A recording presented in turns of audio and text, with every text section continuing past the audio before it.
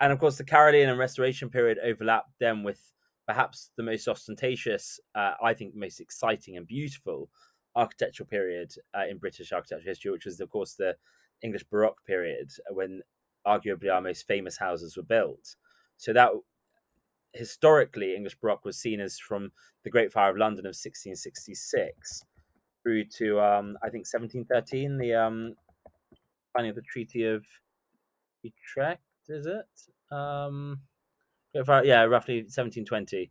Um, but actually, some of those styles carried on, because I think Vanbrugh, who was probably our most well known English Baroque architect, yeah, he died in 1726. So again, there are blurred lines, but the English Baroque architecture was extraordinary. I think is a very, I think, especially in light of sort of our role in Europe historically, Britain being in Europe but not quite in Europe. We're an island. We're not attached to Europe. We've always been slightly separate. And I think English Baroque period sort of sums that up, in a sense that it's, got huge European influences, but was never as ostentatious or as decadent as European Baroque. So you did see these enormous country houses, stately homes, you might say, built with a lot of dramatic contrast, which would enhance the grandeur of the buildings. So exaggerated enhancements. I'm thinking, for example, having tall buildings and tall windows contrasting with small windows, higher with narrow blocks, flanking wings that would accentuate the central facade. You had a mixture of rounded and angular features, a lot of statues and urns and balustrading, columns, pediments. Especially, I'm thinking I think English Baroque was sort of the first period where you started to see the use of columns and pediments and the classical orders much more clearly. Towers, domes. I'm thinking, of course, a lot at the moment about Castle Howard, which had all those things. It has the columns, it has the domes, it has the it's all sorts. It's almost Rococo, but it's not as flamboyant over the top as Rococo. So I guess thinking about examples of English Baroque architects and houses, of course, there are the great English Baroque houses such as Vanbragh's houses, Blenheim and Castle Howard, and so many others. Other examples, Seaton Delaval Hall, for example, in Northumberland. Other examples are Durham Park in Gloucestershire, which was built in 1704 near Bath, which is a beautiful house built by William Talman, who also did the facade of Chatsworth, perhaps our most famous country house. And Durham was built in 1704, so towards the end of the English Baroque period, or actually mid-English Baroque period. And I think our most famous architects, I think you would agree, Connor, with the exception of Inigo Jones, who was more Restoration and Jacobean, our most famous architects are Christopher Wren, John Vanbrugh, and Nicholas Hawksmoor, were Baroque architects. And what I find extraordinary is the lasting legacy of such a short-lived period in history. Some of our most iconic buildings are English Baroque. Is that fair? Yeah, it's interesting, Jeff, when you mentioned Rococo, because I do agree that that period of English Baroque is probably one of the closest, considering the Georgian and Victorian period, that was the closest we came to the continental direction of country houses. When people want to recognize that period, just telltale signs. When it comes to the frieze, where the cornice is, above the windows, where the transition is to the roof, you will find on the frieze, below the cornice, there will be a lot of sculpture and maybe an elaborate capital to the columns, and just ornament galore. Now, not as much as you'd see in Germany or in France, perhaps, but certainly very much in that character. And you could say that we moved away from Baroque with the Whig ascendancy. So this comes back to what's happening in the greater world, what's happening in the political world, how that affects architecture, and the Whig ascendancy that led to a decline of English Baroque, which was associated with the continent, and it was seen as too Catholic, too Tory. And then, of course, the perfect example of this, which we can talk about in our next episode, is Wentworth Woodhouse, which has Baroque on the back and Palladian classical epitome of Georgian England on the front. And that was built at the time of this transition away from the Rococo, away from the ornate and Baroque. And it's a fascinating house, but it encapsulates this period perfectly. And I believe that his main motivation for that new design was to impress the Whigs, right? That was, as you said, Yeah, that was the Palladian facade. You mean the Palladian facade at Wentworth Wood House? yes, yeah, that huge Palladian It facade. was. It was exactly right. It was to impress the Whigs after that. I mean, it is an extraordinary house because it's sort of three houses in one, isn't it? And the Baroque facade is so different to the Palladian facade, but that links well with the next period, which is of course Palladian. And again, there was overlap. So the Baroque period finished in 1740, but the Palladian period started in 1715, and is sort of early Georgian in its style. And Connor, you can talk more about Palladian and its what its sort of ideology was, but it was based, I guess, on the idea of perfect symmetry. So rather than, although the Baroque houses like Blenheim and Castle Howard were symmetrical, they also had idiosyncrasies to them. Whereas Palladianism was much more austere. It was they got rid of the Corinthian capitals and started using um, you know the planar classical orders. There were obviously they still used Corinthian capitals, but you saw more use of, for example, Ionic capitals, which is a bit simpler. And there's a sense of sort of and it was really in the Palladian period where they started using pediments. I mean, it's funny you say we talk about how it was a move away from sort of Europe and the decadence of Europe, but actually, Palladian architecture is the most pure Roman or Greek architecture there is. But I guess in those days, Italy and Greece didn't hold the power in the same way as Germany or France. So maybe it was more acceptable to be associated with ancient Roman and ancient Greek architecture than it was to be associated with um, German or French Rococo styles. Kind of maybe talk a bit more about Palladianism and sort of what its key features were and what its key point was, I guess. Yes, well, Palladianism comes from the name, the man Andrea Palladio, and he was an architect in the Veneto, the Venice province of northern Italy, and that's where he practiced. He designed country houses, and what makes a Palladian house is essentially a central block with wings, ancillary service wings, and they are connected to the house, usually by a colonnade. And the principal rooms, the piano nobile, the noble floor, is above ground level and it's reached by a flight of steps. And that's where you'll find the drawing room, the great hall, and this tradition that was adopted entirely in England and continues to be, I must say, with country houses, this format.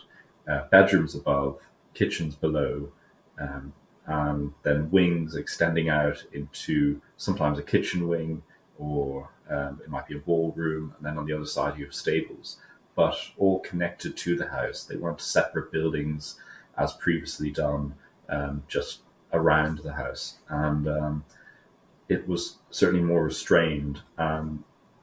As it was moving away from Baroque and Rococo and search for a more austere, less ornate style, um, this Palladio's architecture became influential, and it lended itself very well to this new approach. Mm.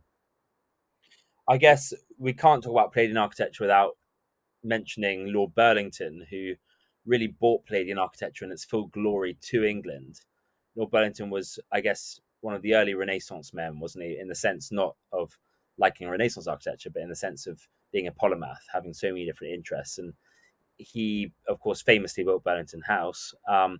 Chiswick House is a great example of one of his houses, which was almost entirely based on a Palladian house by Andrea Palladio, wasn't it? It was based on the Villa Rotunda in was it the Villa Rotunda in It Italy? was, yeah, yeah, the Villa Rotunda. With its central block, and then on each side it has a protruding pediments and columns, and it's And it's almost like a Roman temple. a I, dome on top and a with the drive. dome on top, exactly right. And I guess other examples of Palladian architecture. I mean, when you watch a Jane Austen film, you think of the classic, in Emma or in Pride and Prejudice. You think of the classic great country houses like, the old BBC adaptation of Pride and Prejudice, which was filmed at what's that house in near Manchester called? That extraordinary house. Um, Lyme Park. Lyme Park is a great example of Palladian architecture, enormous with its enormous protruding pediment and columns, and other slightly smaller examples, but perfect in their symmetry, are Stourhead or Prior Park in Somerset. And of course, the greatest Palladian house, I guess, in England, arguably, that still stands and is still owned by the family who built it, is Holcombe Hall in Norfolk, um, which was finished in 1764. Sorry, yeah, 1764, which is an extraordinary house because of the contrast. I think with Holcombe is so interesting because of the austere classical simplicity of its external facades, which contrasts with its very rich, decadent interiors. All the silks and the silk walls, and the statuary and the marbles that are used and all that. I mean, it contrasts hugely with the very plain stone facades of Holcombe. And I think that's that. I think that's what makes Palladian architecture so lovely in some ways. Is it surprises you when you see such an austere outside, and then you go in and there's all this beauty inside. Whereas sometimes I find with a house like Castle Howard or Blenheim, it's a bit of a disappointment when you get inside because the outside is so beautiful. Certainly, I find this with Castle Howard. The outside is so beautiful. You're sort of wowed as you go up the drive, through the park, the Castle Howard Park, and then you get into the house and it's sort of the same, but it's, Holcombe, the contrast makes the interior so much more special. Do you know what I mean? Absolutely, I agree. I think with this simplicity to a Palladian house, they lend themselves incredibly well to the changes in landscape design at the time in country estates. Of course, capability brown, and the Brownian landscape, that naturalistic, the look of a forest which had been partially felled, so it was untilled landscape, a parkland setting, and this simple house within that, sort of natural house, natural landscape, as opposed to a Baroque house and a Brownian landscape. They don't fit as comfortably together. Mm. The earlier houses, of course, had parterre gardens and an army of gardeners associated around the house. But of course, with the turn of the century into the Georgian period, 18th century, we had the natural landscapes and the Palladian house. And just for our audience, the telltale sign of a Palladian house is a central block, so the main house in the middle, and it's larger than the smaller subsidiary buildings either side. And most often than not, they are connected. But when you see that, you're looking at a Palladian house. What are your thoughts, Ben? Well, they look beautiful, is my thought. And I wasn't, I wasn't too clued up on Palladian houses. I've been to many of them, but as you say, I'm less knowledgeable on these styles, so I found this conversation fascinating, especially how beforehand it seemed like the cathedral and the house were sort of linked in their architecture because of the style, whereas was that changed because less cathedrals were being built? Was it, what am I trying to articulate here? Yeah, no, I see what you mean. I think that's absolutely true. I think after the Reformation, we saw a lot of the English Reformation. We saw a lot of cathedrals destroyed and very few rebuilt. And so what you ended up getting is a sort of cathedrals were trapped in the sort of Romanesque and Gothic periods, whereas and the church lost its wealth in a way that or not lost, but it didn't have the wealth or power. It didn't wield the same power or wealth that it had before. So you found that wealth was instead concentrated more in landowners, and so that's why we saw the evolution of the country house, but not the evolution of ecclesiastical buildings in the same way. Except, of course, when you have parish churches built by landowners, and then you would often see in the grounds of a Georgian country house, yes, you might have a Norman church or a little Gothic church, but equally you might see a Regency church or a Georgian church built in the grounds. Or especially as London began to grow, you saw a lot of Georgian churches were popping up around London. I guess it's interesting that we think about cathedrals. St Paul's, which is one of our greatest cathedrals, arguably with Westminster Abbey, which isn't really a cathedral; it's a Royal Peculiar, but it's essentially a cathedral. Is there aren't any other cathedrals like St Paul's. St Paul's was only built because the previous St Paul's, the Gothic St Paul's, burnt down in the Great Fire of London. Mm-hmm. That they built the classical one, but I guess there wasn't the same money or investment in building enormous church buildings. Again, it was partly because maybe the kingdom had changed and power was more centralized in London. You saw less need for the power wasn't in the regional cities, so they had their cathedral in York or in Exeter or in Lincoln or in Durham. But as the power became more centralized away from London, towards London, away from those regional cities, so there was less invested interest in changing ecclesiastical architecture like there was for landowners building country houses. And I guess it's interesting thinking about Palladian and Baroque and Georgian. The Georgian period, actually, people use Georgian architecture as a very loose term but it also was an architectural style. Because what's interesting, just looking at the different periods, the Georgian period ran from 1714 to 1830. Those were the years of the King Georges.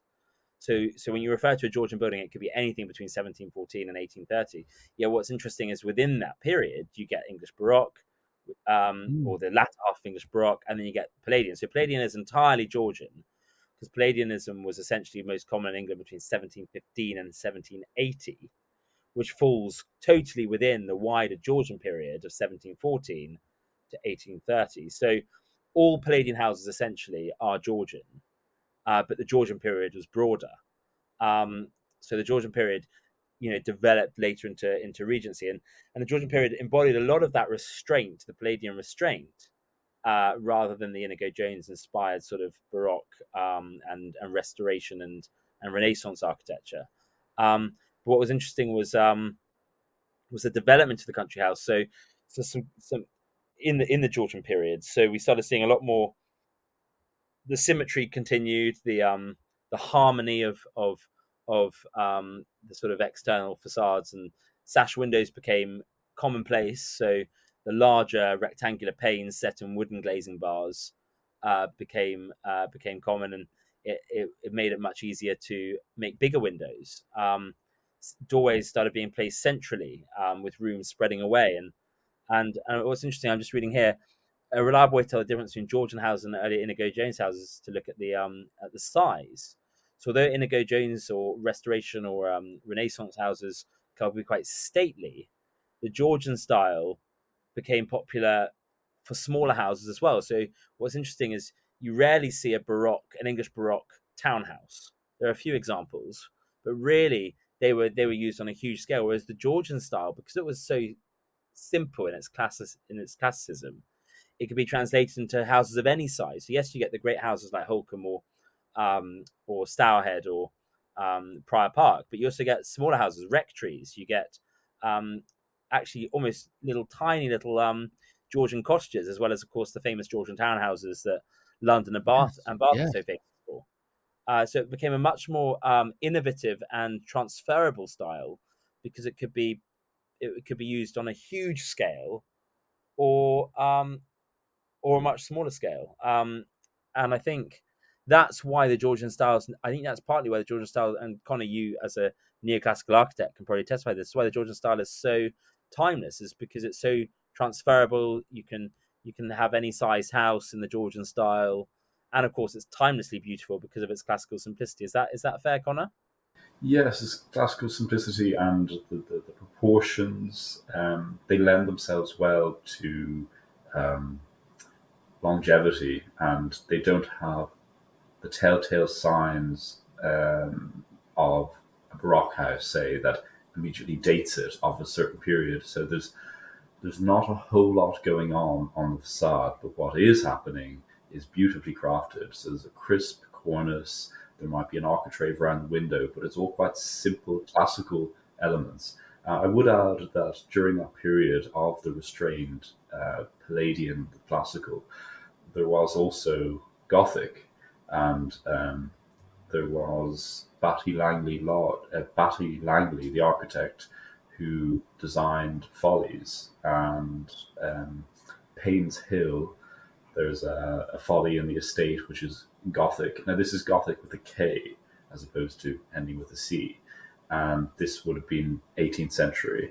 The most notable Gothic with a K would be, I suppose, Strawberry Hill, which would be called Strawberry Hill Gothic, and that was designed by author Horace Walpole between 1749 and 1776.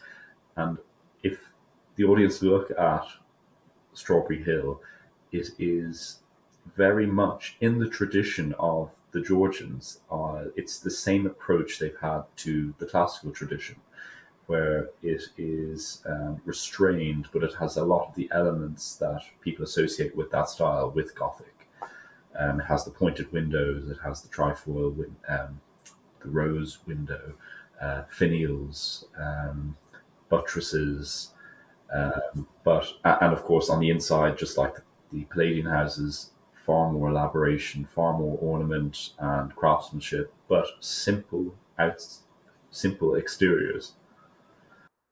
Yeah, and I think it's interesting. You talk about Regency Gothic as in Gothic with a K, Strawberry Hill Gothic, and that actually ties in perfectly with the next period, of course, which we saw after, arguably the last period of the great English country houses was Victorian Gothic, which isn't Gothic with a K, but came after Regency Gothic, and towards the end of the Regency period, you began to see, like you said, the houses like Strawberry Hill.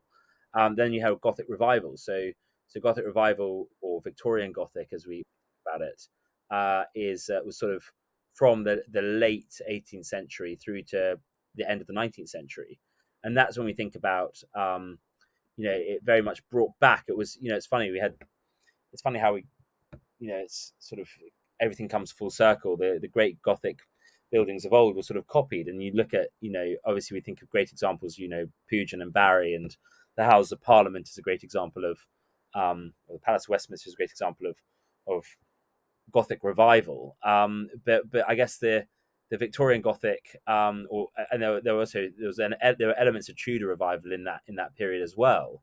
And the Gothic revival period is almost castle-like in its features. It harks back to pre-Tudor times. So you've got battlements, you've got roof decoration, towers, arches, pointed windows again, sometimes even arrow slits just for decoration.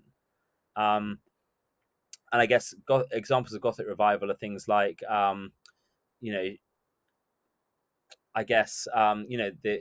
Highclere Castle. Where that's more Jack. Would you say Highclere is Jacobean, or would you say it's? I mean, there's so much overlap. It was essentially the Victorian period was a period of revival in previous architectural styles, wasn't it? So you get the Palace of Westminster as a great example of Gothic revival, but you also get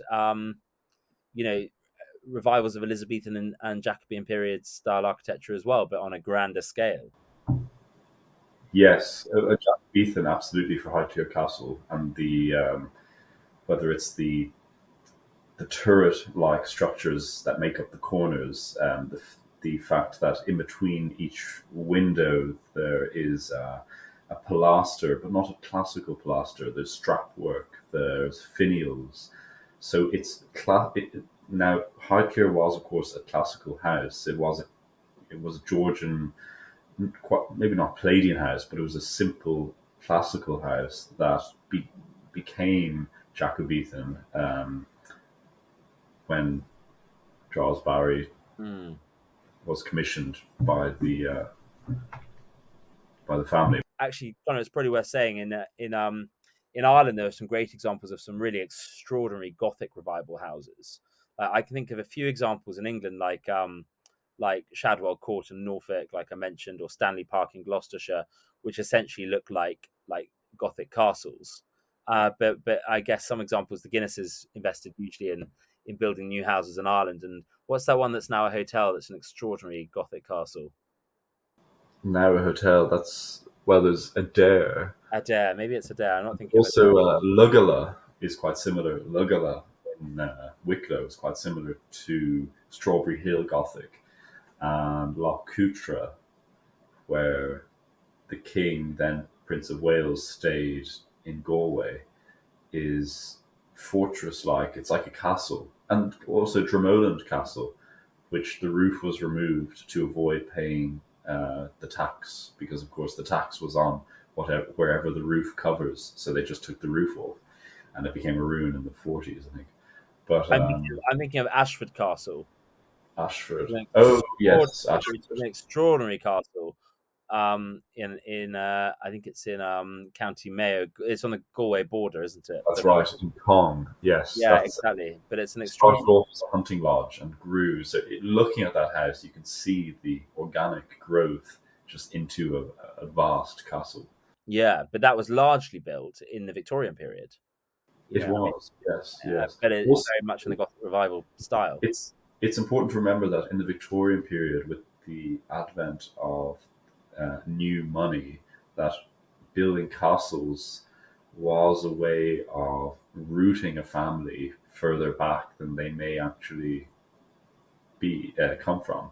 Now that could be an existing family or a new family through industry or building a house. So it was, um, I think it was Wentworth House, not Wentworth Woodhouse, but Wentworth Castle, in fact, where now this is the 18th century, so it doesn't really fit into the Victorian, but this similar things happened where a castle was built as a ruin on the estate, so that guests on arrival would see the ruin, and it would suggest that the owners had been on that estate going back to 1066, say. So it rooted them far earlier by using architecture. Mm, that's really interesting. I think I'm just thinking.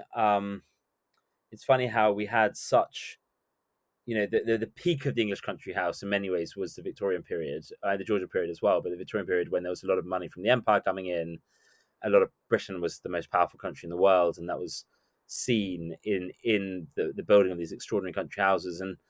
And we will talk in another episode, like you said, about the decline of the English country house in the 20th century, but it leads on nicely to probably, I would say, the last distinct country house period that we had in England, because after the First World War, there was a short period when some Art Deco houses were built, and then we had the Second World War. And after the Second World War, we've never really had a distinct architectural period for country houses. We've had individual country houses that have been built in in traditional styles. I'm thinking of Fern Park in Dorset as a classical example or a Palladian example.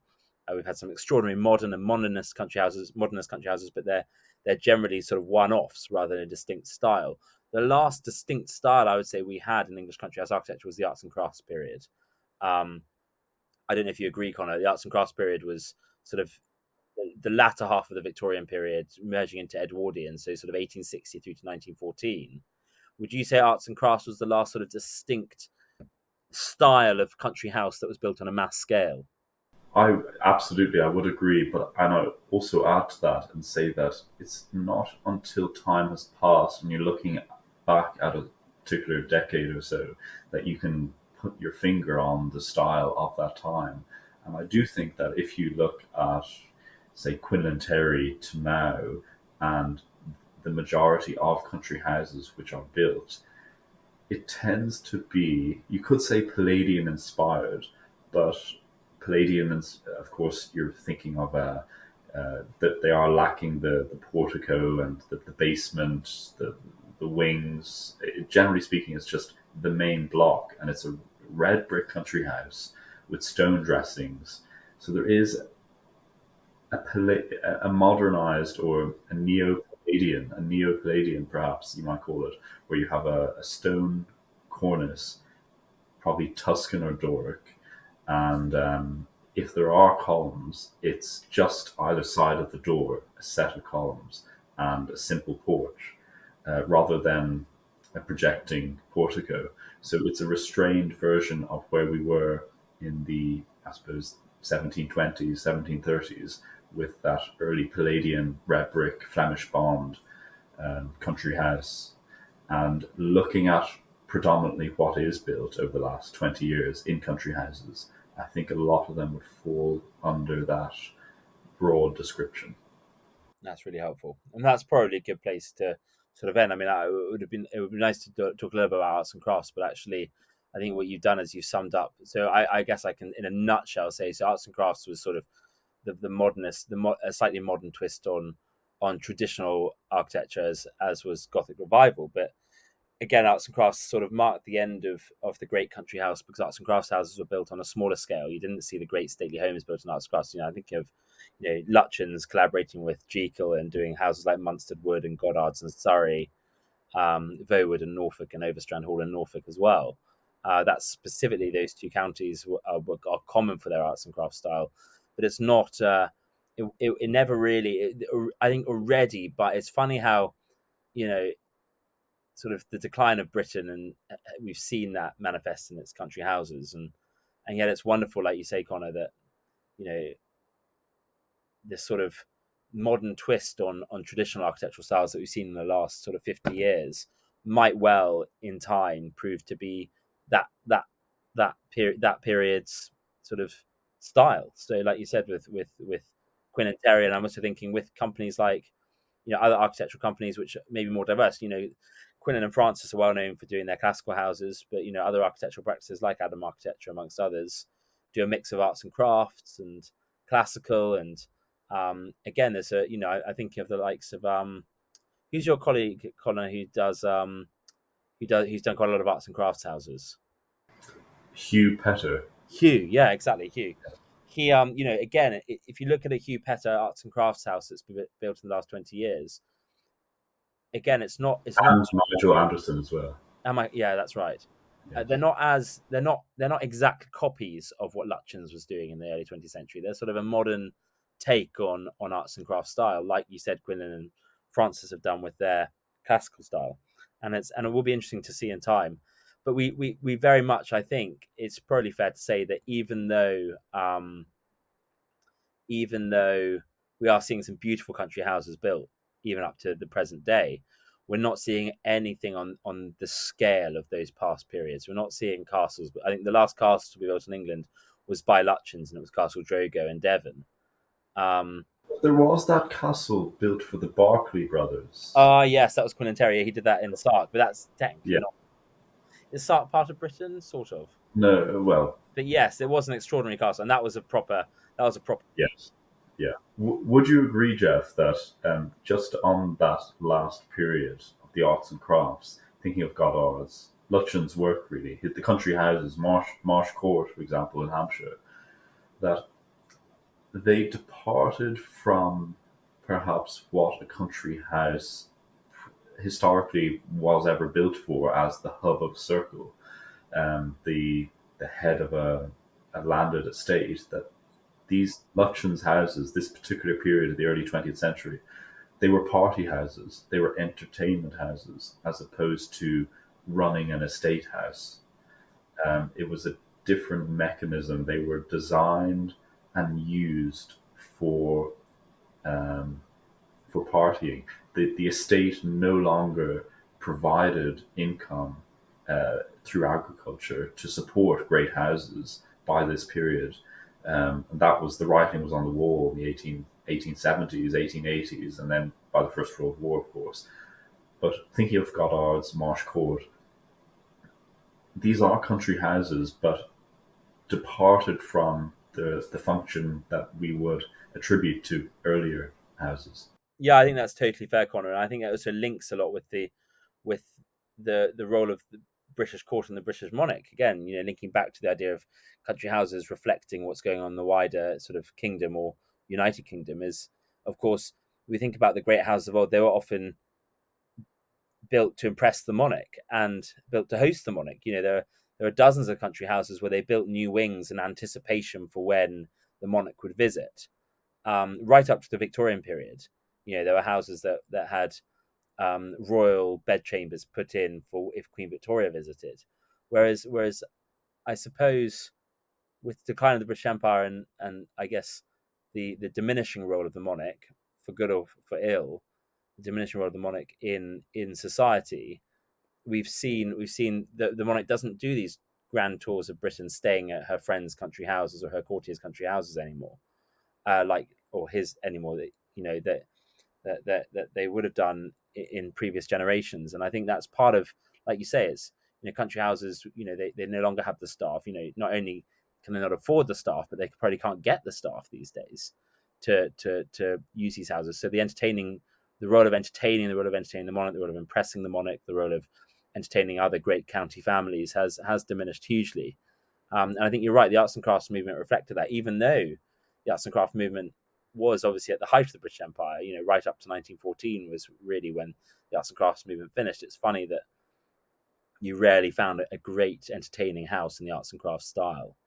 But it is encouraging, Connor, that there are good architects out there today who are seeking to take the best of those periods we talked about from the last 1,000 years, take the best of all those architectural periods and marry them with modern, living expectations, of having the kitchen now. I think it's interesting. The kitchen is now, even in the greatest houses in England, there's now a family kitchen, whereas there never would have been 200 years ago. And I think about the number of houses, friends of mine who are interior designers who have done houses where they want to move the kitchen. I think of that wonderful house in Oxfordshire, Farringdon House, where there was this exquisite drawing room that for years, I think it was Lord Berners who lived there, and he had this exquisite drawing room. And the last owner who moved in tore out all the the Georgian, tore out the Georgian fire surround and put an Aga in, and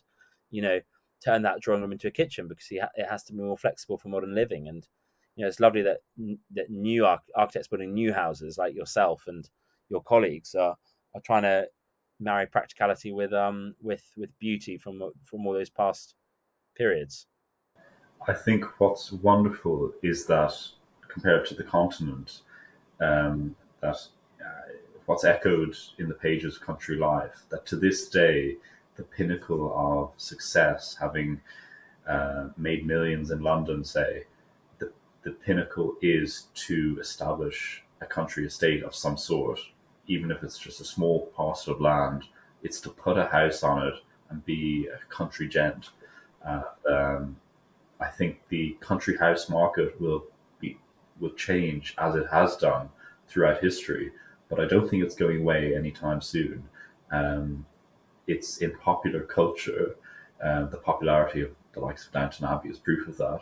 But also in terms of entertaining, country houses are still very much desirable locations for hosting wedding gatherings, celebrity parties, even business trips where they'll rent out a country house for a weekend, shooting parties. So the culture around a country house and its purpose is, in a way, it's been rented out nowadays. It's gone to the market, so to speak. Now, that's not, thankfully, all houses. There are still many houses with that connection to the land and the people there. And many of these houses that I'm describing that are rented out, the old families still live on the grounds or in a wing, and they rent out a lot of the house, which helps pay. These houses need an income. They have exorbitant running costs. So, of course, this all contributes to repairing the roof, putting in new wiring and plumbing, which are necessary practicalities. So country houses are changing. And just as you're saying, the kitchen is at the heart of a home nowadays. In some of the grander houses that are designed, you will have a front of house kitchen. And this is where, because people like to gather in the kitchen, this is where they'll sit on the island and entertain. But the cooking for dinner happens at a back of house kitchen. So there's two kitchens. The kitchen has become a drawing room in a way. That's really interesting. Yeah. Well, I think that's a wonderful way to close off this, what's been a wonderful episode. And I've learned an incredible amount, and I've had the privilege of sitting back with my hands behind my head and taking this all in, hearing Jeff and Connor. and I hope people as well enjoy it as much as I have. And we'll close off with a final thought here, taking us to the present day, and perhaps what is the finest upcoming landmark of the new wave of Carolean architecture with our new monarch.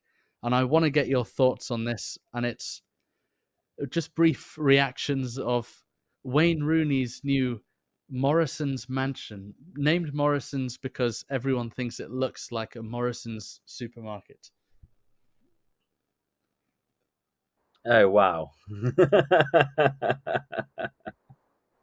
Well, maybe then we can leave it actually on a slightly better note. And maybe you can show us that picture hanging behind your left shoulder that Connor designed as a new example. As a better fitting. New Carolean architecture.